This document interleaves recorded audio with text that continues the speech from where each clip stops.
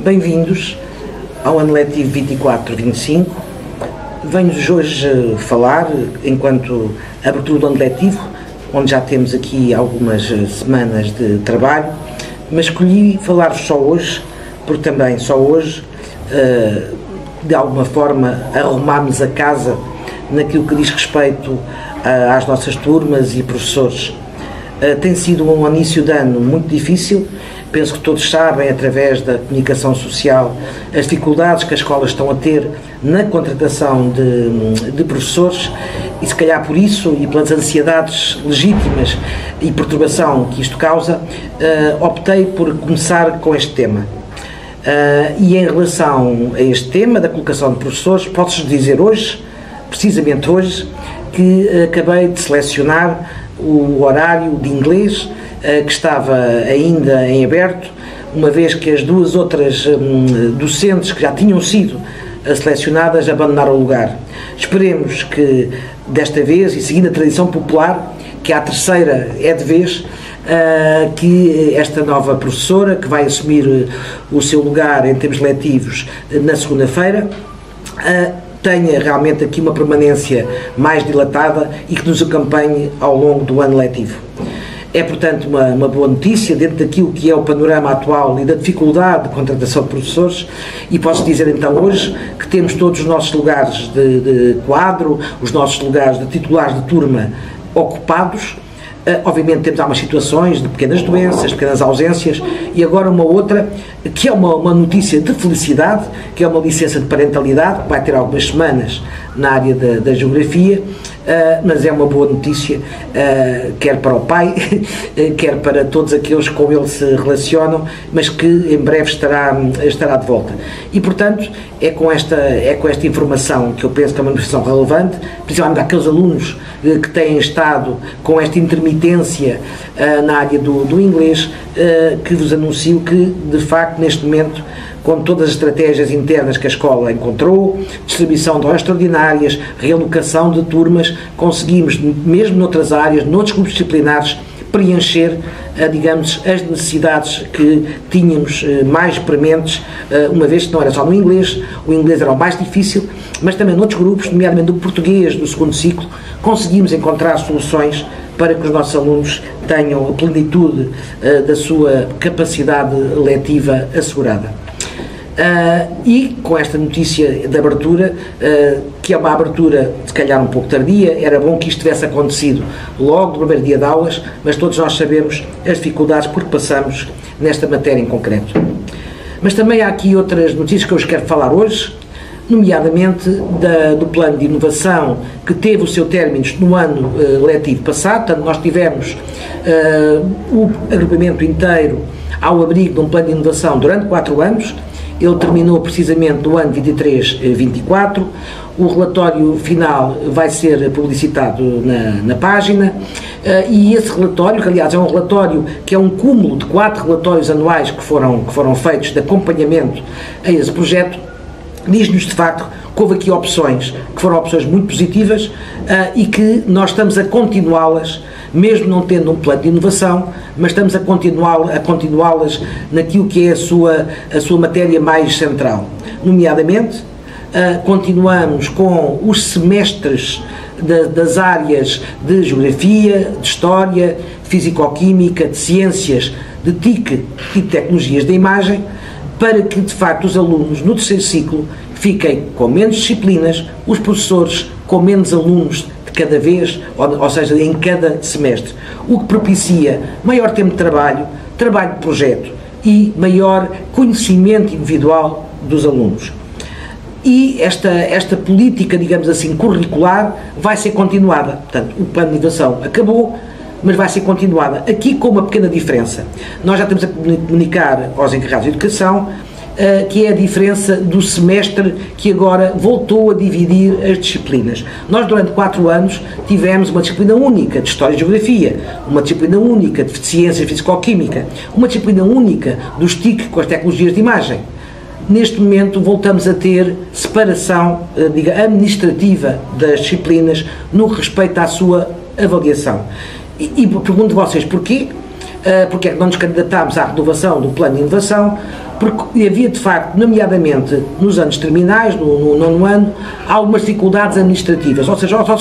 o nosso sistema educativo não está preparado para esta inovação maior, digamos assim, e colocava-nos ali algumas questões na certificação, uma vez que o sistema não está preparado para esta união de disciplinas. Ele foi aprovado, o plano estava aprovado, mas depois há sempre questões de caráter mais pragmático que acabam por não resultar dentro daquilo que é o nosso sistema estabelecido. E como tal, voltámos a fazer a divisão da avaliação das disciplinas. O que quer dizer que, e de acordo com aquilo que é o normativo em vigor e que regula a avaliação, sendo disciplinas separadas e que têm a duração de um semestre, no primeiro semestre elas não vão ter uma nota quantitativa, porque o ano só termina no final do ano letivo e, portanto, essa nota, essa avaliação fica apenas traduzida em ata e apenas no final do ano é levada a conselho de turma, tal como as outras propostas de avaliações das outras áreas disciplinares. Durante o semestre, o que nós fizemos foi intensificar o processo de informação. Portanto, no primeiro semestre vão ter três informações, uma já agora em final de outubro, início de novembro das intercalares, depois outra que decorre das reuniões do primeiro período, em que mesmo não tendo uma avaliação numérica, vão ter à mesma um retorno avaliativo da situação do aluno e, finalmente, no final do semestre, também um reporte de caráter avaliativo.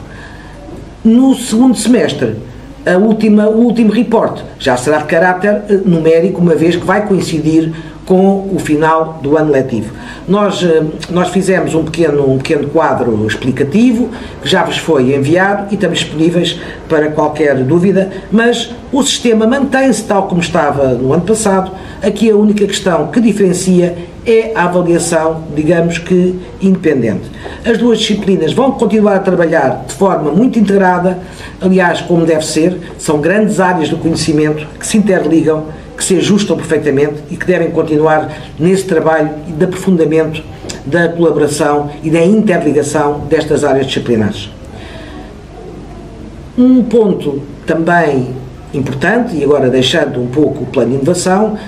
porque aliás as matrizes curriculares, elas próprias, apenas esta alteração é que foi entendida como tal. No primeiro ciclo também se simplificou as divisões que estavam na outra matriz, tornando-a mais legível e mais de acordo também daquilo que está previsto na matriz curricular geral do primeiro ciclo, mas também, quer aí, quer no segundo e terceiro ciclo, há aqui fundamentos que continuam. A aposta na comunicação, a aposta na oralidade, a aposta no trabalho prático, o fazer e, ao fazer, aprender. E, portanto, estas dimensões continuam presentes das orientações, as metodologias, trabalho de projeto, trabalho colaborativo, trabalho interdisciplinar. Portanto, todos estes pressupostos vão continuar a ser guias orientadores da nossa ação e do nosso desenvolvimento curricular. E, portanto, nada de muito novo em relação àquilo que já era novo, se é que podemos aqui empregar este reforço de linguagem. Mas o plano de inovação terminou, estamos no novo ano, recuperando aquilo que de bom ele trouxe e que foi avaliado como positivo. E daí a nossa estrutura atual traduzir essa mesma opção. O próximo tema que eu queria aqui falar convosco é um pouco mais sensível, também porque tem sido muito mediatizado nas redes sociais, nos mídias em geral, e tem a ver com o uso de telemóveis nas escolas. O Ministério da Educação, e como é uma escola, temos de ter aqui um toque escolar, e aqui, talvez aqui há uma agitação agora de miudagem que vai aqui agora fazer aqui a sua pausa, mas estava eu então a conversar convosco e a traduzir-vos uma outra preocupação, que tem a ver com o uso de telemóveis na escola. O Ministério da Educação recentemente emitiu recomendações, de alguma forma, para que no primeiro ciclo eles não sejam utilizados. Eu penso que eles não são utilizados, portanto por aí não teremos que ter grandes ações, e depois para o segundo e terceiro ciclo, com limitação no segundo e restrições no terceiro. Bom, aquilo que nós temos discutido e que já começamos a conversar, inclusive com os alunos, porque é com eles que nós temos que tratar estas matérias, é que a proibição para já não está no nosso horizonte, porque só proíbe quem não consegue convencer ou quem não consegue educar para esse objetivo. E nós apostamos no reforço das ações de sensibilização, no reforço quer junto dos alunos, mas e principalmente junto dos pais. Isto é mais do que tudo uma questão de opção familiar. Todos nós sabemos daquilo que são as dependências das redes sociais, do tempo excessivo que passamos no ecrã, mas isto tem que ser uma opção em primeiro lugar da família. Eu ainda ontem falei com os nossos alunos, com os delegados que representam as diferentes turmas sobre esta matéria, e eles próprios me dizem que em casa já têm esse tipo de política, ou seja, aplica do bom senso, porque nós sabemos que não adianta lutar contra o que é inevitável. Temos é que encontrar formas de equilíbrio, temos que encontrar formas que não nos levem a situações extremas. E é isso também que nós temos de tentar aqui com os nossos alunos. Já comecei a propor-lhes algumas atividades, também estou à espera das propostas deles, que nomeadamente aqui na escola, porque não consigo fazer a distinção de segundo e terceiro ciclo, uma vez que eles partilham o mesmo espaço, isso para nós não faz qualquer sentido e seria impossível, assim como seria impossível vigiar quem é que tinha o telemóvel ligado ou desligado, ou na mochila, ou dentro da mochila, ou fora da mochila. Nós não temos pessoal não docente na população que temos para garantir sequer essas vigilâncias, se é que elas fossem da nossa intenção aplicá-las. De qualquer forma, e dentro deste espírito, que é um espírito mais pedagógico para este ano, mais pedagógico, mais centrado, que a levar os alunos a tomar consciência dessas dependências, a tomar consciência daquilo que pode ser melhor ou pior, quer para a sua saúde mental, quer para as suas relações intersociais, porque muitas vezes a conflitualidade nasce das redes sociais, já sabemos isso. Eu já fiz uma proposta de termos alguns períodos durante a semana em que, de acordo mútuo, nós vamos desligar-nos, vamos ficar fora da linha, offline. E vamos ver se conseguimos, com estas ações, que podemos incrementar. Também estou à espera de propostas que possam vir dos alunos, de uma forma educativa, de uma forma pedagógica, levar a que de facto diminua a sua utilização em tempo de aulas pelos nossos alunos. Estamos a começar a fazer essa sensibilização, mas também é importante que em casa o façam. Até porque, se houver pais que legitimamente tenham esta percepção que de facto se deveria restringir o uso dos telemóveis enquanto acessos a redes sociais, a outro tipo de conteúdos, etc., pois existem opções no mercado muito razoáveis em termos de preço, em que podem de facto dar aos seus filhos um telemóvel que faz chamadas, recebe chamadas, envia mensagens, mas não tem Wi-Fi para se ligar a dispositivos com rede. E aí a própria família pode tomar essa opção, se calhar deve tomá-la nas situações em que vê que o seu educando não consegue por ele próprio fazer esse equilíbrio, fazer essa gestão, e está na mão das famílias de facto fazê-lo, e alguns se calhar já o farão, outros poderão passar a fazê-lo. Mas não nos parece que a questão da proibição enquanto sinal vermelho seja, para já, a melhor solução para um problema que é um problema social. Não é um problema da escola, é um problema da comunidade, é um problema geracional e é um problema já até civilizacional. Vamos ter que encontrar respostas. Nós vamos começar, de facto, com este reforço, com esta mensagem e com atividades que levem a que progressivamente tenhamos mais momentos offline. Será um projeto que vamos pôr em prática, mas sempre com a colaboração dos alunos. Nós temos que os ter ao nosso lado para este tipo de movimentos, para este tipo de ações, e é com isso que contamos. Em breve vamos estar com eles outra vez, para, de alguma forma, formatarmos as atividades que podemos levar a cabo neste âmbito. E, portanto, para tal, nós continuamos com aquilo que está inscrito no nosso regulamento interno, até porque nós, em sala de aula, utilizamos bastante o nosso telemóvel, e os miúdos que os trazem, eles não têm que o trazer, mas aqueles que o trazem, aqueles que o disponibilizam, acabam por utilizar às vezes em atividades de sala de aula, atividades curriculares, das quais também colhem bastantes benefícios. Portanto, é estes equilíbrios, é do deve e do haver que nós temos que trabalhar com eles e trabalhar também em termos de sociedade mais alargada. Há algum esclarecimento que queiram, estaremos sempre disponíveis, nomeadamente através das associações de pais, que já agora aqui apelo que de facto deveriam ter mais apoio dos pais que estão inscritos no nosso agrupamento e que muitas vezes elas querem tomar ações, querem desenvolver projetos e que se queixam de facto da fraca participação parental. E quando falamos de fraca participação parental, tenho aqui também já aqui uma pequena nota. Nós estamos neste momento em fase de conclusão mesmo, esta semana, do relatório final que resultou da análise dos questionários que foram aplicados em 23-24, penso por volta do mês de maio. E continuamos a ter um fenómeno que é de facto preocupante, que é a fraca participação dos pais. Uma vez mais, o grupo dos pais, a sua participação nos questionários é residual, situa-se à volta dos 20 e pouco por cento. E é isto que não pode acontecer. Os pais têm que estar mais presentes na vida da escola e nós também temos que saber melhor o que é que os pais pensam ou não pensam. Obviamente que aqueles que se pronunciaram, os resultados estão visíveis. Aliás, eu penso que o mapa geral das respostas já está disponível na nossa página web já há algum tempo e onde podem ver de facto os resultados que estão ali expressos. E os resultados são animadores, nomeadamente naquilo que é a medida 2, que era a medida de caráter mais pedagógico, que traduzia ou que traduz aquilo que os alunos, professores e pais pensam sobre o decurso das aulas, a forma como é dado feedback aos alunos, como é que se trabalham conteúdos em sala de aula, se são adaptados ou não às necessidades dos alunos. Todas estas questões que estão englobadas nesta medida e que estavam, aliás, previstas no plano de inovação, são medidas que são valorizadas de forma muito positiva por todos os setores.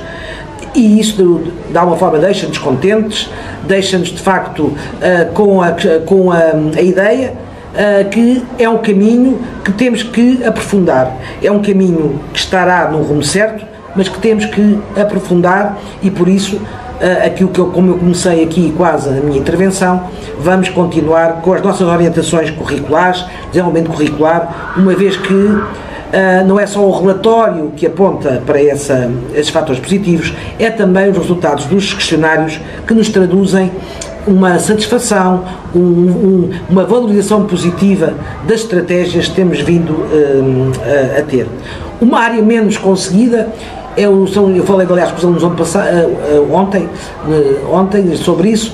que é as áreas do bem-estar, os alunos que dizem não se sentem motivados, que têm alguns conflitos com os colegas, e isso também é uma área que vamos ter que reforçar ao nível das competências sociais.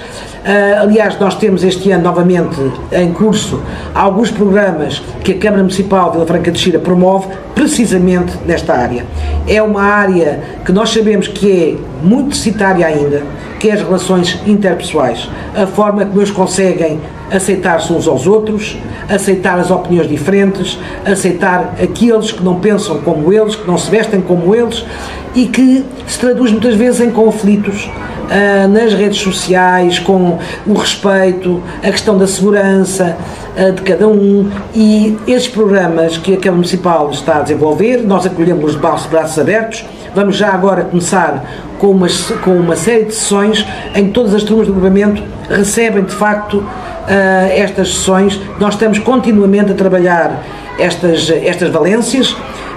mas pelos vistos não podemos parar, temos que continuar a trabalhá-las, porque também nós sabemos que este tipo de atitudes, acho que é o retorno às aulas, nós sabemos que este tipo de atitudes, a mudança das mentalidades é aquilo que mais demora e, portanto, temos de ter resiliência, temos de ter paciência, sabendo que o caminho é este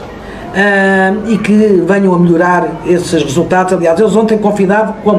confidenciavam que, inclusive, que achavam que estava melhor, que havia melhor ambiente nos pátios, que havia menos conflitualidade, e é um facto. Nós olhamos para os nossos registros disciplinares nos últimos anos, há uma melhoria. Eu acho que agora também os nossos alunos são mais exigentes, e bem, o seu nível de exigência também aumentou, até o seu nível de crítico aumentou, e é bom. Quer dizer que também nessas matérias nós estamos a trabalhar, nós e a família e o Humano Sincerem, nesse sentido, e vamos aprofundar esses campos também. Mas a escola tem mais do que aulas, tem mais do que atividades letivas, tem mais daquilo que é o ritual estabelecido e normativo do que é uma instituição escolar. A escola também vive muito da criação da sua cultura e da criação de uma imagem e de uma identidade. E a nossa tem-se pautado por algumas atividades de referência que têm marcado a nossa história e que este ano, uma vez mais, vão ter lugar. E eu aqui já alerto para a vossa participação. Vamos começar já, presumivelmente, no dia 8 de novembro, se as instalações estiverem disponíveis, com o nosso habitual Dia da Escola, que culminará com a entrega dos prémios de mérito. Seguiremos depois, será por volta do mês de março, para algo que eu aqui convoco, muito em particular, os pais da Escola 7, que vai ter este momento, neste dia. Outras escolinhas poderão, do primeiro ciclo, do jardim, poderão fazê-lo, se tiverem também esse programa noutra data, mas nós vamos aqui ter outra vez as nossas ações solidárias, o Nós Solidários. E aqui faço um apelo, de facto, à participação dos pais, porque uma escola com melhores espaços, uma escola cuidada, é uma escola que recebe melhor os seus alunos, que cria um ambiente de bem-estar para os seus alunos e para o qual nós temos que ser convocados a ajudar. E, portanto, em março, já sabem, estão convidados para o Nós Solidários. Em abril vamos ter um programa que é mais interno, embora tenha uma dimensão também bastante abrangente, que é a História ao Vivo, que é a Escola ao Vivo, onde os nossos alunos, de uma forma organizada e de uma forma aleatória, porque são sorteadas as turmas, vão apresentar o melhor que fizeram até aí aos colegas, a outros grupos de turma, que são sorteados e muitas vezes com dimensões etárias muito diferentes. O que também é bom, que eles sabem que têm que adequar o seu discurso, e por isso também trabalham essa competência de adequar o discurso ao público-alvo, que é uma competência essencial nos dias de hoje. Com a Escola ao Vivo, passamos depois para um momento também diferente este ano. Nós somos escola do Plano Nacional das Artes, aliás, como somos escola e-twinning, escola Erasmus, e já agora dos Erasmus vamos ter novamente este ano uma saída com alunos para a Sérvia e a outra para a Itália, que é o que está neste momento no projeto, mas em relação ao Plano Nacional das Artes, vamos lançar um projeto ambicioso, vamos reunir hoje com os nossos parceiros, vamos ver em que termos é que o conseguimos pôr em prática, mas a ideia é envolver todos os jardins, todas as escolas de primeiro ciclo, toda a escola sede na sua representação, porque não podemos ter os alunos todos, como é óbvio, seria impossível, num grande movimento cénico, porque vamos partir para uma ação de dramatização, de encenação,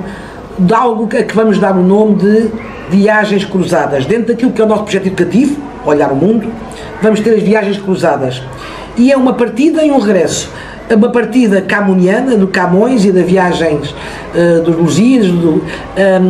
que é uma partida de descoberta para um desconhecido, para um estranho, onde se vão confrontar de facto com outros mundos, com outras realidades, com outros contextos, e vamos trabalhar aí a diferença, a visão do outro, o reconhecimento daquilo que é diferente e daquilo que é novo, os novos territórios, e também a perspectiva histórica, como é óbvio, que nunca pode estar desligada. Mas também vamos trabalhar em paralelo o regresso, a questão do regresso a casa, porque nós quando partimos, quando nos desafiamos a explorar, temos sempre um momento em que temos que regressar à nossa identidade, à nossa casa, àquilo que é a nossa origem,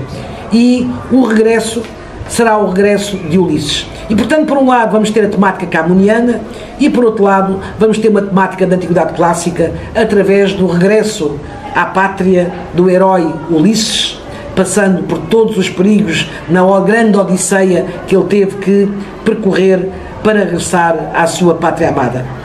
E Cada escola vai ter um papel nesta ida e neste regresso, mas no seu conjunto vamos fazer esta viagem de ida e este regresso envolvendo todo o grupamento. É um projeto ambicioso, mas acho que é um projeto possível. Estamos a contar também com o apoio dos parceiros e logo veremos que isto será por volta do dia 23 de maio ou alguns em maio, que é um mês muito carregado de atividades por via do calendário do Ministério da Educação, mas vamos ver se conseguimos traduzir num grande momento do agrupamento e destas viagens, que são viagens também de autoconhecimento e desenvolvimento de cada um de nós nestas partidas e regressos que todos nós temos. E como regresso, estamos a regressar então a um novo ano letivo, para o qual eu desejo que seja um bom ano para todos e que seja um ano em que consigamos também, tal como os nossos heróis, ultrapassar as dificuldades que de certeza nos vão aparecer ao caminho. Obrigado.